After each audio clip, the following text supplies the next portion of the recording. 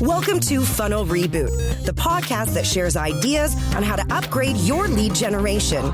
Here is your host, Glenn Schmeltzley. Hey, Glenn here.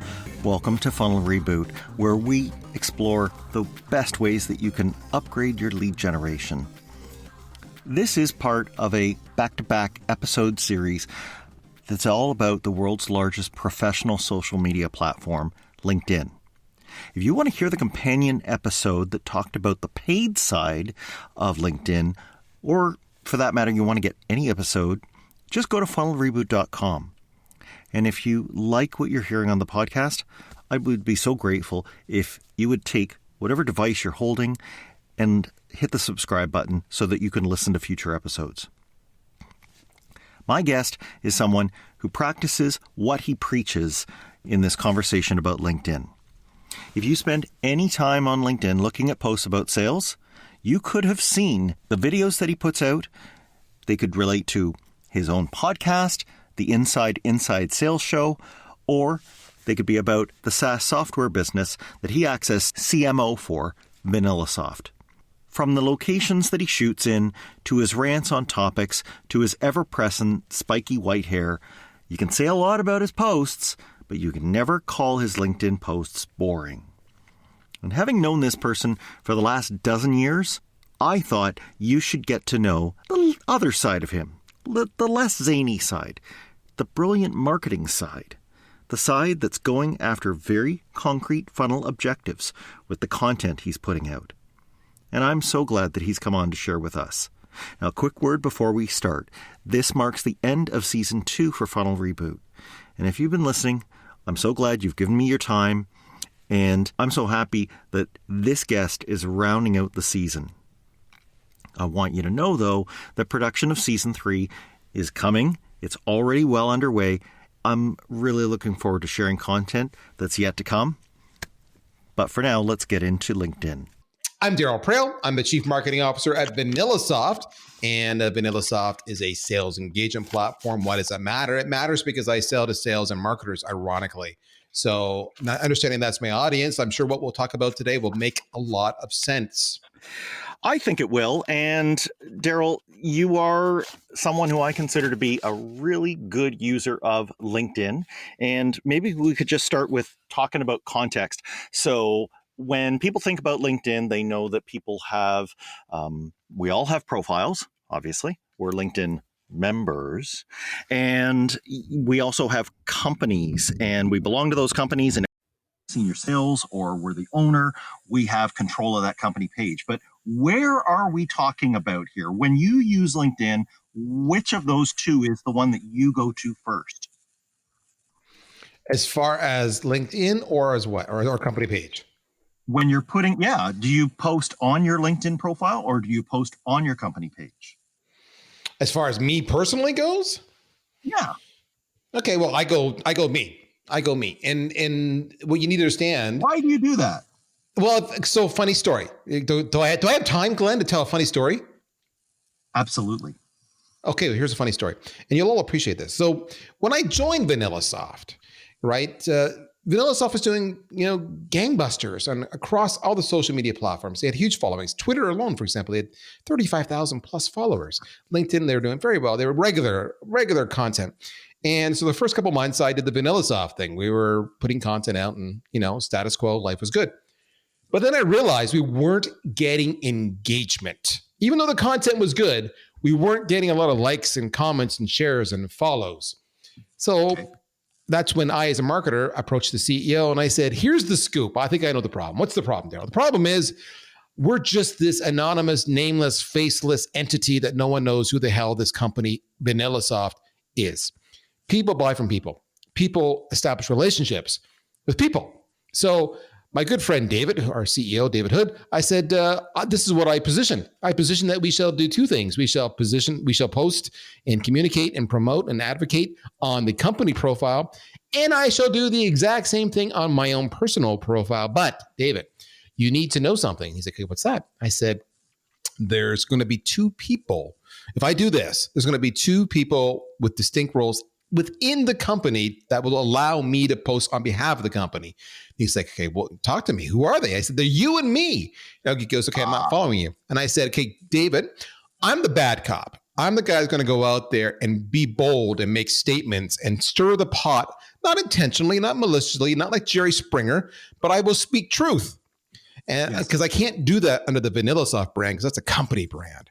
I said, so there's going to be times when perhaps I go too far, and I need you to be the good cop, and you're going to come in and play cleanup because you're the CEO, and you're going to apologize for me, and you're going to chastise me appropriately, and life will be grand.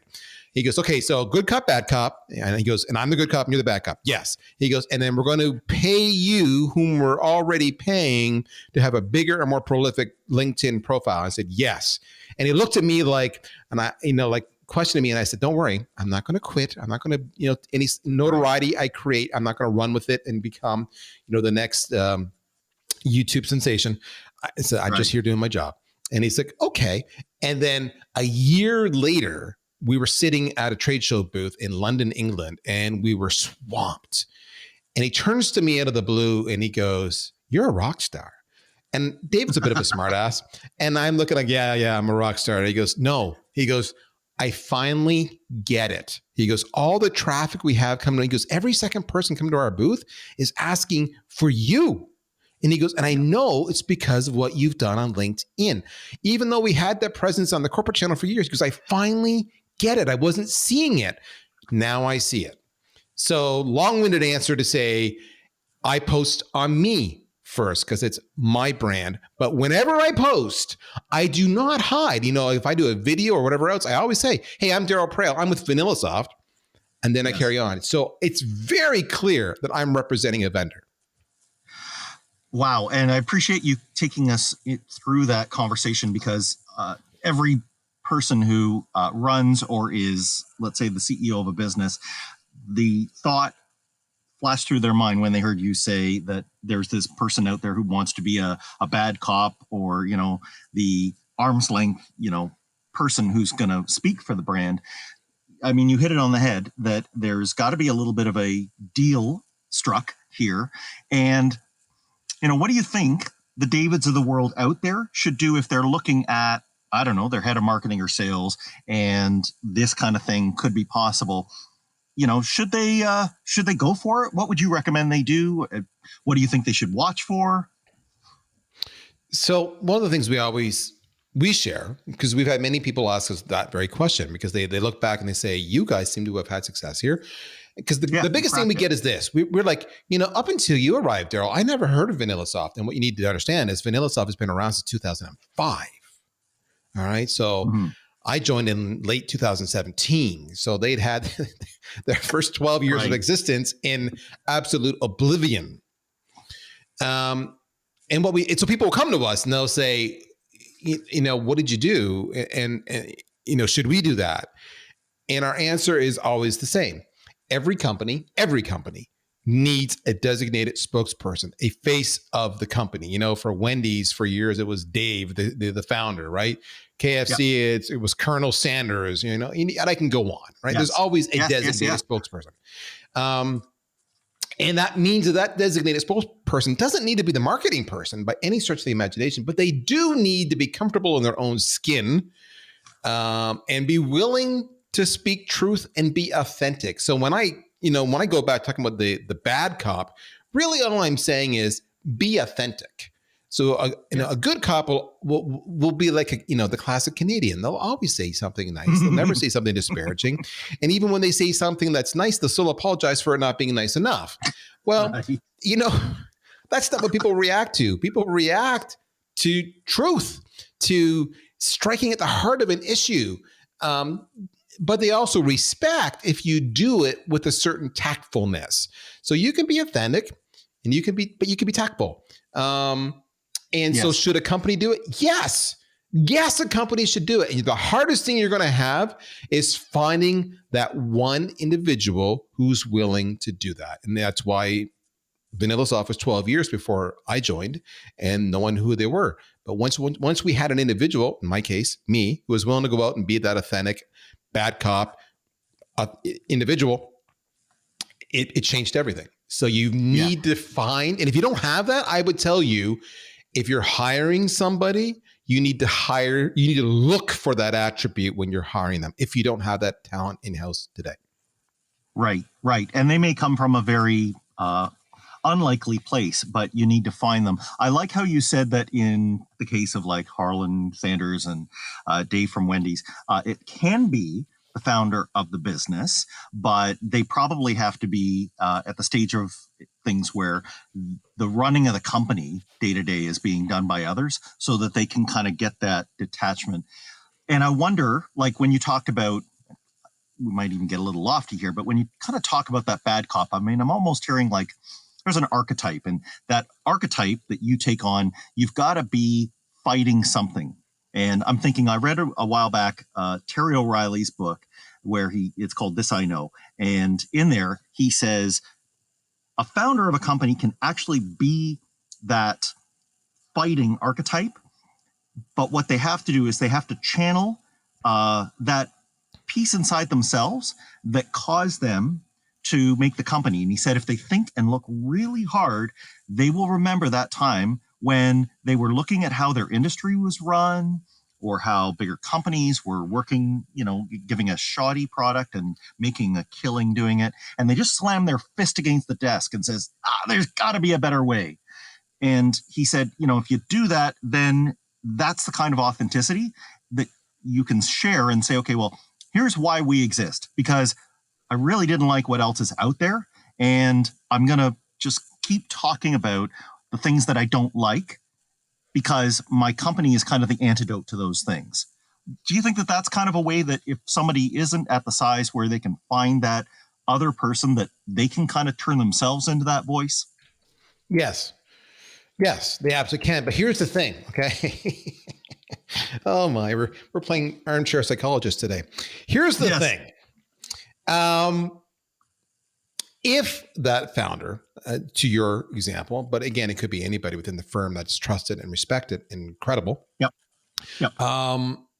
If they're willing to be the voice, to be the personality, to be this designated spokesperson, if they're willing to do that, that means you have to give up control of the other aspects, to your point. Because you said, really, they have to give up. They have to have a team behind them to take that day-to-day burden off them so they can focus on being the outward spokesperson.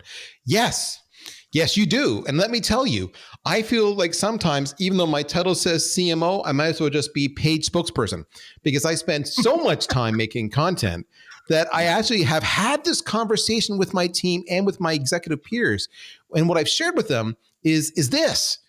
And by the way, I want to make a note here of saying I've shared this with them. I've not hidden this. I've opened up and physically shared with them that I suffer from imposter syndrome, because any accolades or achievements that my marketing team is having, I am often the beneficiary of, because I am the head of the team. Darryl, way to go. You guys kick ass in marketing. Yes. No, my team kicks ass in marketing. Yeah. I'm busy making videos. It may be at the extreme that's the first time you're hearing it was actually even done. Yes. My team did what? I've had that happen before. I've had that, like, where I see something, I'm like, hey, dude, where'd you get that from? Oh, so-and-so on your team gave it to me. Really? And then I literally had this the last week. My head of sales comes up with this beautiful report, right? And I know him. He's a wonderful guy. He's not Mr. Technology. And yet here's a report that was out of our marketing automation system. And I recognize that. And I turned to my ops people and I'm like, where the hell did he get that report from? And they're like, oh, we gave it to him. Can I have it? Oh, sure. I should probably have it if I'm in these weekly meetings with my crew, my executive peers, and we're looking at numbers and lead flow. And my head of sales has a report that I don't have. I would love to have that. So that happens. So what's stopping people from doing it, long story short here, is that they won't give up control. I want to be the spokesperson, but I don't want to give up control on this. Okay, well, you have to give up control, because let's face it, content creation and other things take time. Another one I know that takes time, because I've in my own small way, tried to build a following on LinkedIn, but just the work of getting connections or putting content that people will follow. That's time. There's just no shortcuts there, right? It is. It's thankless. And that's what some people are going to say to you. So this is going to be the objection you're going to get. You actually stumbled across something. Here's the thing. People are going to say, yeah, I want to do it. Yeah, I could do it, but I don't have the time, or because I have to do this other stuff, or I don't want to be that guy that spends all day on social media. Okay, I get it. I totally get it. So let me reframe it for you. When you say, I don't have time, what I'm hearing you say is you either don't trust the team that you built, or you think you can do it better and you've not mentored your team to do it without you. That's what I'm hearing you say there. And when you say, I don't want to be one of those guys who's on social media all day, what I'm hearing you say is, A, you have an opinion that those guys are just video jockeys, and you don't actually understand that what those guys are doing are driving business development that feeds their team and drives their take-home paycheck. So that says you don't understand the medium, or this says that you've got a personal bias or hang up. And I would say to you, what's the objective here? Is the objective about you and your vanity and how you look? Or is the objective about growing the business and employing various tactics that will help you achieve your stated goals? Because if that's your objective, then you need to deal with your insecurities, your hurts, your hangups, your habits that are affecting you from doing that. Now, what I just did there, that's called being authentic. And that's what I would say on LinkedIn. Right. So we have to be that.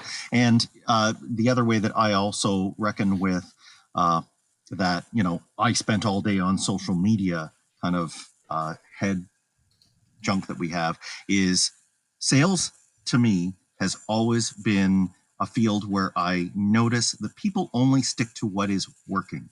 So if other people are doing it and it seems like I could be doing the same kind of thing for my own business, I deserve, it really warrants taking a good look at it, because they wouldn't be doing it if it didn't work.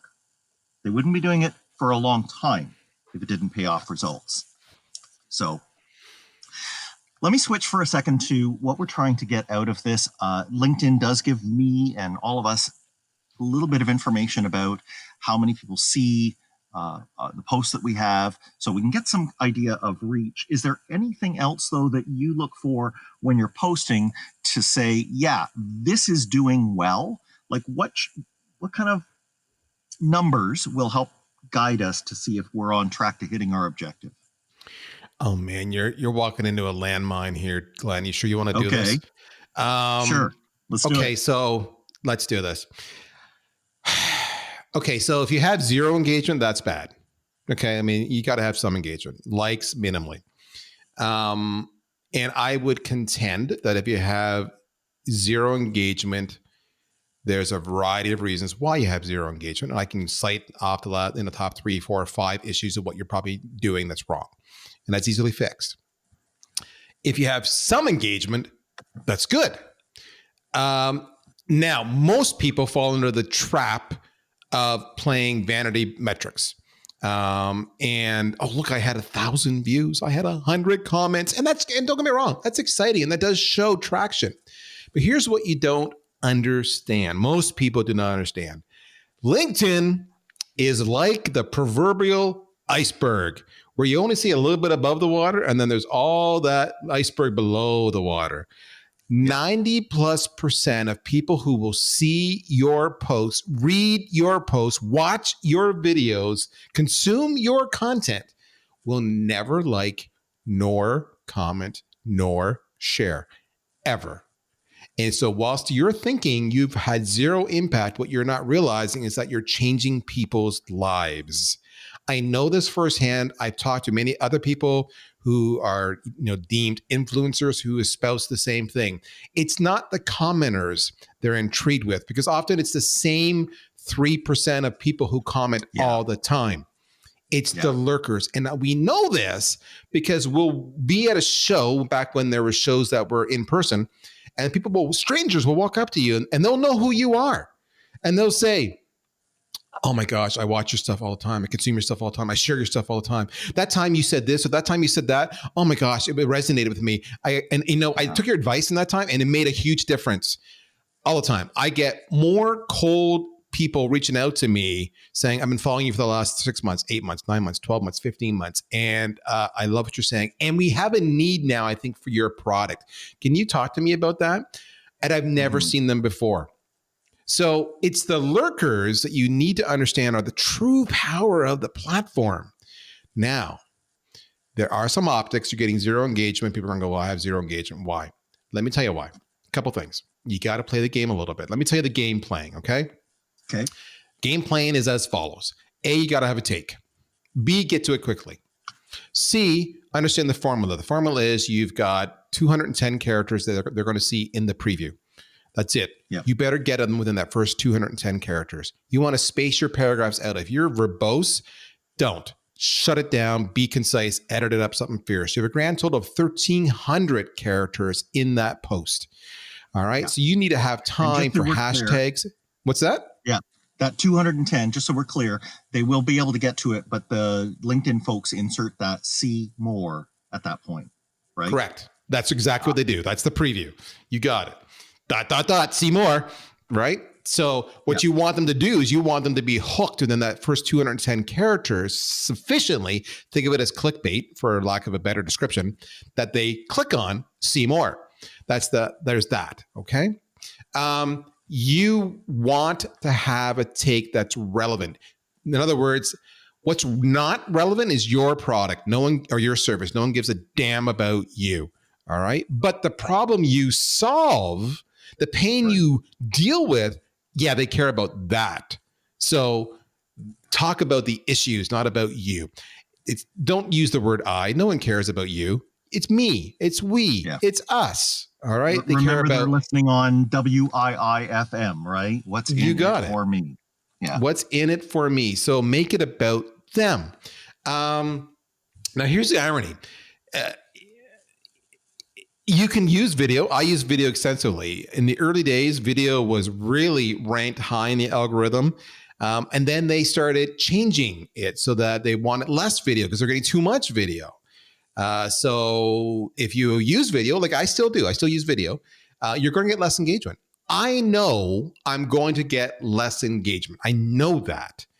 But I still use video because I have a reputation for having effective videos. People like my videos.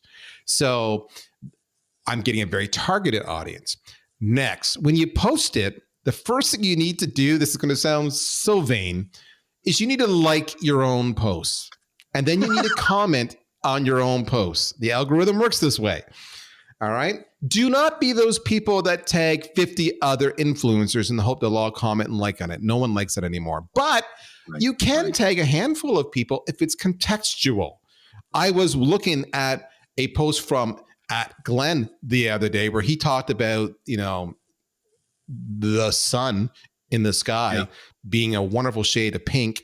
And that reminded me of my favorite artist, Susie, who paints pink sunsets. I get the idea. So I'm tagging people in context, but I'm doing that, of course, because I'm really doing that because I want them to like and comment on it because I want to reach their audience. Sure. And that's yes, exactly. That's the hook. And that's the beauty of the comment. So you don't have to tag them in the post. You can tag them contextually in the comment. Never put a link in your post. You put the link, like a registration page for a webinar, in the comment. Never embed a YouTube video in your post because you have zero control. And when the video's done, I see a whole bunch of options to watch more cats. No one cares about that. If you're going to do a video, 90+% of the people watch it on silent and on their phone. Caption it. If you do not caption it, don't bother with the video. You're wasting your time and effort and money. It's a waste of time. Because they just see your mouth moving.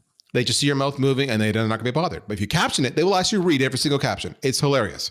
So those are the basics that you can do. And and the other thing you can do is you can newsjack. So whenever there's a topic or an issue that's happening right now, people are searching for that, right? So you start to figure that out. So a lot of my posts have hash sales, hash marketing, hash women in sales, hash COVID, and then you can make your own hashtag if you want to. And I get so much feedback on my own hashtag. My hashtag is #PraillTale. I'm telling a story. It's a Praill tale, and people just love it for some reason. So finally, what I would say is if you are doing video, now this is going to sound really lame. I'm sorry. I don't make the rules up. It's human psychology. Have props. Okay. My props, it's not a magician's hat or a cape, but what it is I have spiky hair with really distinctive eyeglasses, and I wave my hands around a lot emphatically when I do video. Those 3 attributes make my videos distinctive, and they can be scrolling through the timeline, and all of a sudden they'll see my spiky hair or my distinctive blue glasses or me waving my hands, and they'll stop because they'll say, "Oh, is that Darryl?"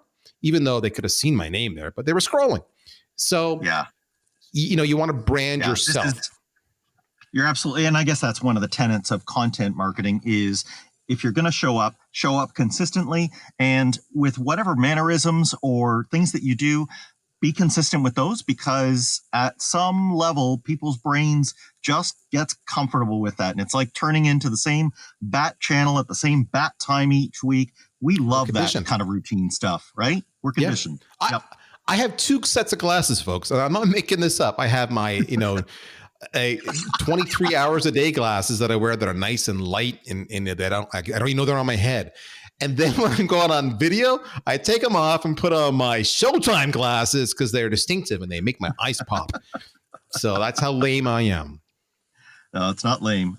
Listen, I want to get just a few more hot takes from you. If you don't mind, we can do these in rapid fire, okay? Yep. So you talked about hashtags. I'm wondering, do you get sophisticated in how you search up and decide what you're going to use as hashtags that you'll get caught by, or do you just grab the recommendations that LinkedIn gives you? I do both. I do. I mean, often the recommendations they give you to are also built on hashtags you yourself have used before. So it's a bit of a chicken and egg kind of thing.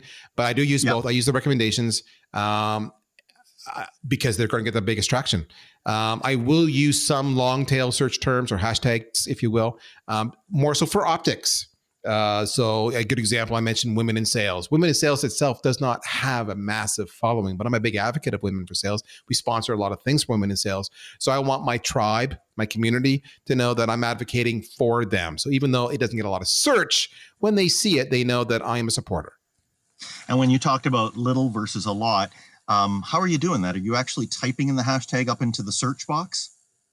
Yeah, there's 2 ways you can do it, right? I mean, that's the one way you can do it, and then you can use other tools like BuzzSumo and whatnot to find out what's trending. Okay, so it doesn't have to be a LinkedIn specific thing, but if it's a big hashtag, it'll be on all the platforms. Okay, you got it. Let me jump over to when you're putting in text.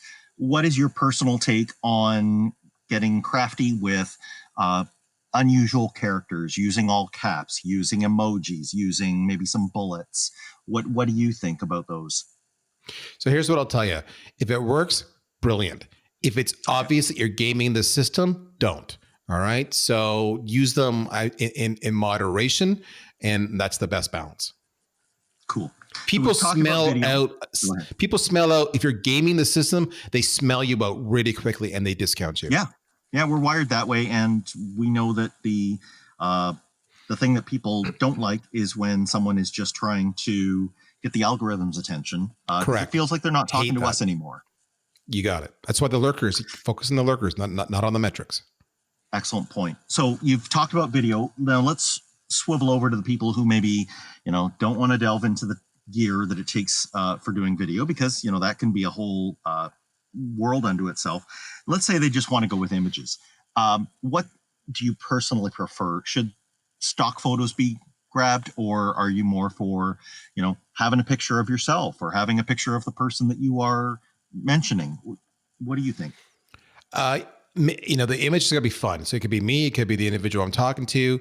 I'm a big fan of Canva and a few other, and I use Photoshop too, but just to be clear in this, I suck at Photoshop. I have to YouTube every single feature because I cannot retain how the damn product works. All right. But the whole idea of, and I've even used PowerPoint a number of times to export a slide as an image, or Keynote. Right. So whatever tool works, use it, but don't, if all you've got is a picture of somebody's a stock LinkedIn photo where they're in their suit and that's it. Don't use that. No one cares about that. Make it interesting. And you'll see that. You look at YouTube, right? They'll always have some, cool shot, and they'll be the YouTuber, and they're in this funny, smirky, smiley, weird look or whatever, right? So it's engaging, and just be engaging. Yeah, that's awesome. When it comes to the call to action, you mentioned how the link needs to be put somewhere else. If it's not going to be a link, what is something else that you can do? Like, I know people on Instagram get really creative because they can't put links in. But, what do you like to do that's the next best thing to having somebody click a link that you've embedded? If you can't, or you don't think it's good to do, how do you kind of cajole them into doing something that you want?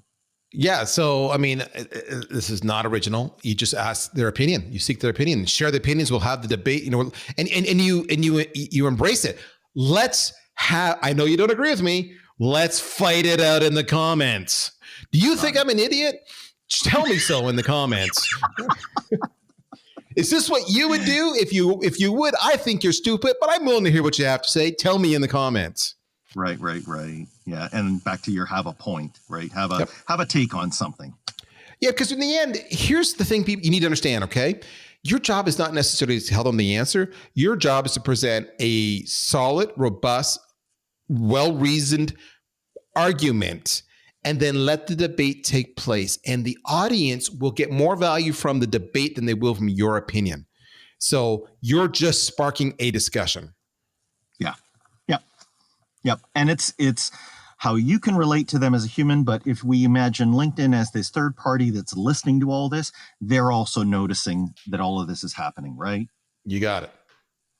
Hey, I just want to finish. There's a rather new piece that LinkedIn is rolling out. They're only doing it for the big wheels right now, but it's LinkedIn Live. And I'm just interested in knowing if you think that that's going to change the game as far as video. And, do you think that people should be trying to apply for a spot on that? What's your take? So definitely apply. Will it change the game? I don't think so.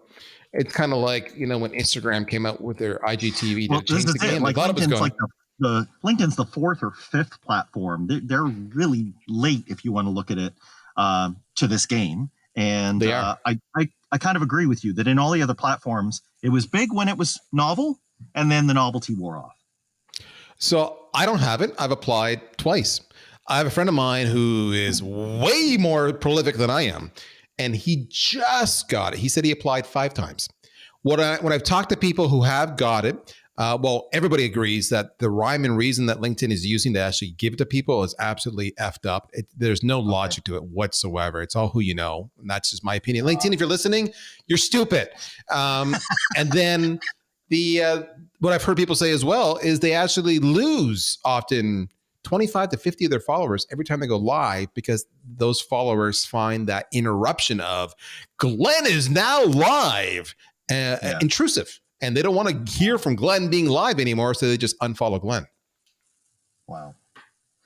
I do know in general, and some stats have come out recently to say that whether it's video or any kind of content, that from what I've heard, so we're recording this in May of 2020, that the amount of sharing that people is doing is up. It's about 13% up from what I heard. And I think that in general is just showing people that, A, as humans, we need to connect. And that B, if you have something worthwhile to say, it doesn't matter which of these formats it's in, that is, the way to go. You can still do dark messages and, individual messages and, there's always email, but being able to do this stuff in open forum, I would point to you as one of the people who's kind of gotten over the hangups that you might have about doing that, and that you're not looking for every single one of your posts to take, but you are definitely getting into what everybody wants to see. And I couldn't agree with you more about the lurkers. So, if we wrap all that up on LinkedIn, I just have to ask Darryl, how do you come to be this guy who is all set to be regularly putting yourself out there? Take me back. Take me to kind of the things that you would look at, the dots that have connected, that brought you into being able to be this person who can do the content and have it resonate and really draw people into a brand. So I'm 52 years old. I'm old school. I predate the internet on my career. And that's contextual is important to understand, right? Is that I did things with, print with advertising houses where I would get, 10 comps and boards and they laid it against the wall and I had to pick one so I could pay $30,000 to PC Week or eWeek or, Reseller News and have it go full page ad run. And, we had data sheets. We didn't even have PDFs initially. So I go old school. We had bingo cards and direct mail, and that's how we did it. Right? We did trade shows. Trade shows were everything. So when the internet started coming around, email, well, that's kind of cool. Email's really kind of cool. Got to have a website. And then I remember 1995, 1996, I had the first chance to do a webinar, and my gosh, was the software absolutely and it would break down every second show. But I recognized right away that this is how people are going to react. People are going to react to a live conversation. And we just know that because that's how we are as people. We react at a pub. And so I started playing with that. And then, of course, when I first did it, I'm like, okay, well, that's audio and slides and it's telephone quality and that sucks. So how can I make it better? So for me, it was always about the experience. That's the best way to put it. I recognize that people value experience. And I also recognize people get bored. I get bored. So we need to make it a little bit of entertainment, right? So it evolved as the technology evolved. And I was always perhaps on the bleeding edge a little bit because I always wanted to be a little bit better because the marketer in me knew if I could separate myself from my competition by better content, that I would be perceived as a better vendor and less risk. I'm just playing marketing psychology 101. Because people are looking for excuses to discount you, right? So that's what it was. That's how the dots connected together, and I continue to explore and evolve. Now, I don't have LinkedIn Live, right? I'm not on Instagram for all intents and purposes. I'm not a YouTuber, so I pick and choose the spots I can go and have success, and try not to be all things to all people. I just go where my audience is. Yeah, and you're right, because if you do try to be all things to all people, you won't have a life, right? You'll be. I don't have a life now. You're recording all the time. So I'm glad. And you had to book me 14 years in advance for this episode. I mean, that tells you something. Yeah, well, it was kind of close to that. But I like what you said about the perception. I mean, back to the psychology. It's VHS versus beta. Yes. The truth is that people can get many choices of products and brands. And really, if we ask them after they bought, what was it about? If they're being truthful, somewhere way up there is the experience. And it probably is even higher than, well, I actually technically evaluated the product and I did a whole matrix looking at the pricing. And yes, that was the exact right product. No, people don't do that. I'll give you an example. Both of my biggest competitors have raised $250 million in funding. I have raised less than 1% of that. They will outspend me up the wazoo. I can never, ever compete. They have more money, more ad spend, more resources, more staff. I cannot compete. But you know where I can compete? I can compete on social media and video. You know why? Because it's freaking free. Yeah. You're very right. It's the best way that you can kind of level the playing field. And this is true. I would back this out to all kinds of marketing. You could include your website and any other touch points that people have with you.